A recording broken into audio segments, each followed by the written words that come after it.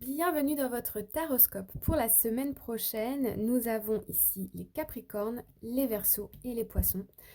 On commence tout de suite avec les Capricornes.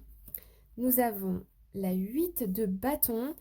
Alors la 8 de bâton, c'est un peu une tornade émotionnelle, tout ce qu'on veut, des discussions, ça va vite, ça va trop vite. Il y a aussi cette notion-là de temps, des choses qui vont trop vite. L'As de Pentacle, on va nous parler d'une opportunité ou au niveau financier, il y a peut-être un investissement, c'est une opportunité, mais est-ce qu'il y a un peu la panique de est-ce que je vais être capable de suivre financièrement? Et on a la carte de l'impératrice, donc là qui va nous parler d'un projet qui nous tient à cœur.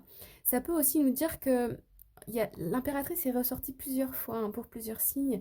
Je pense que la semaine prochaine, il y a des énergies plutôt douces ici où on va vouloir prendre soin de soi, de son corps, de... Il y a une notion de bien-être ici, hein, quand même. Donc ça peut être ici, par exemple, euh, dépenser de l'argent pour des soins, pour des choses qui nous font du bien. Après, on se dit, ouais, ok, par exemple, je sais pas si c'est pour votre santé, que c'est pas remboursé, vous allez vous demander si c'est comme ça tous les mois, voilà.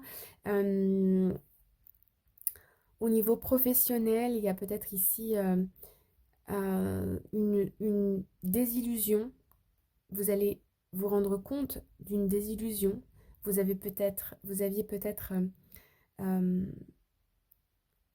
mis sur un piédestal des personnes, des situations ici, et vous découvrez un peu la réalité.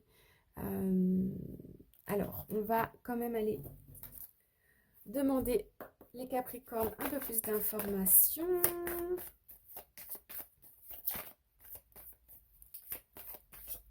Hop, allez, une carte.